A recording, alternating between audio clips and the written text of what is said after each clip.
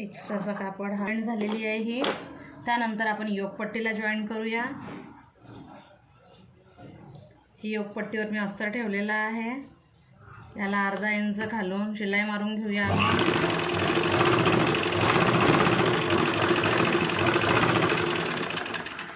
त्यानंतर अर्धा इंच शिलाई मारून झाल्यानंतर इथे फ्रेश शिलाई देऊया।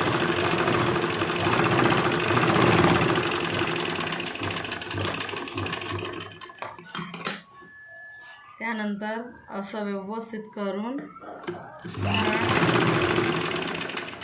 जॉईन करून घेऊया।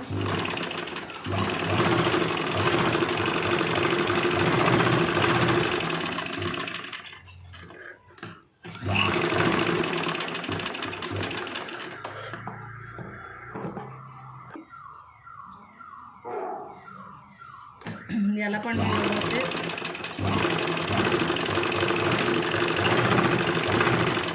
जोडून राहिलेली आहे। जे आपण अंडरग्राउंड देतो तो कशा पद्धतीने अंडरग्राउंड द्यायचा ते मी नेक्स्ट व्हिडिओमध्ये नक्की तुम्हाला सांगणार। ही पण मेथड आपल्याला आली पाहिजे, तुम्हाला सांगून राहिलेली आहे। ही साधी पद्धत ज्याही ताई नवीन आहे शिकणाऱ्या त्यांच्याकरिता खूप सोपी पद्धत आहे। याचा पण आपण एक्स्ट्राचा जो फॅब्रिक आहे तो कापून घेऊ। इथे बघा मी आता पण कटिंग अस्तर जोडत्या वेळी ते केलेलं आहे। त्यानंतर हे जी मध्यभाग आहे, ही जी मध्यभाग आहे इथनं मी 3.25 इंच मोजून घेते वरच्या भागाला आणि सरळ एक लाईन आखून घेते। आणि हे जे 1.5 इंच आहे मी एक्स्ट्रा घेतलेला हे व्यवस्थित एकावर एक ठेवून हे बघा अशा पद्धतीने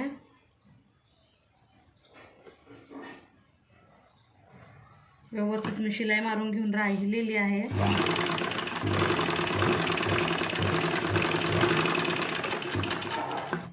बघा कटोरीचा शेप बघा किती छान आलेला आहे,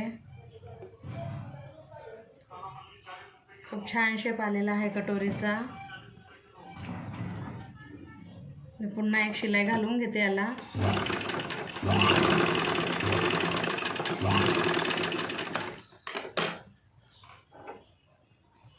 बघू शकता खूप छान शेप आलेला आहे ह्या कटोरीला।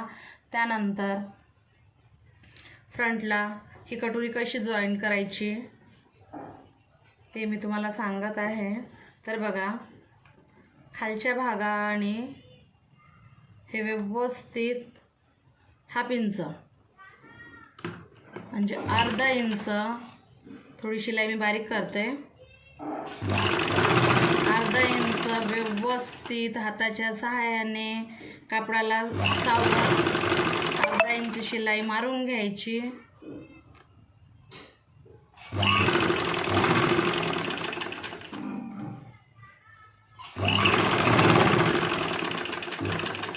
बघू शकता तुम्ही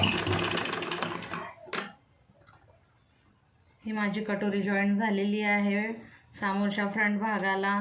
आणि याचा शेप पण बघा खूप छान आलेला आहे, खूप छान आलेला आहे।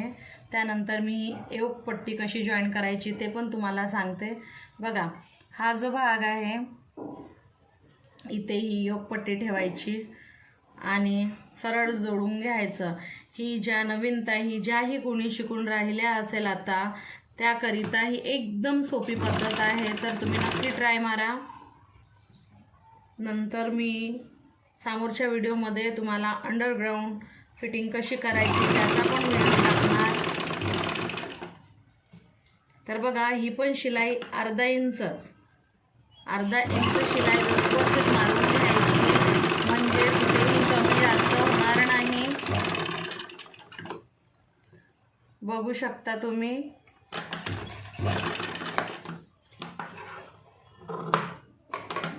व्यवस्थित जॉईंटमध्ये आलेला आहे. मी एक भाग अगोदरच रेडी करून ठेवलेला होता.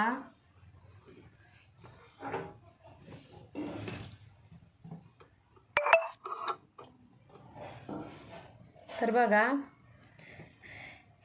हे जे 2 भाग आहेत हे अगोदर असे मोजून घ्यायचे व्यवस्थित, इथे पकडून, इथे कुठे कमी जास्त आहे का म्हणून, कारण की आपल्याला प्रेस शिलाई पण टाकावी लागते. तर बघा, हा भाग थोडा जास्त आहे, तर याला इथे आपण थोडं स्टिच केलं की हे व्यवस्थित येईल. त्यानंतर इकडल्या भागामध्ये पण हे असं व्यवस्थित पकडून बघून घ्यायचं, म्हणजे कुठे कमी जास्त झाला तर आपण आता शिलाई मारू शकतो, कारण की प्रेस शिलाई दिल्यानंतर हे करता येत नाही. तर चला, हे दोन्ही भाग व्यवस्थित आहेत, तर मी इथे आता प्रेस शिलाई टाकून घेते.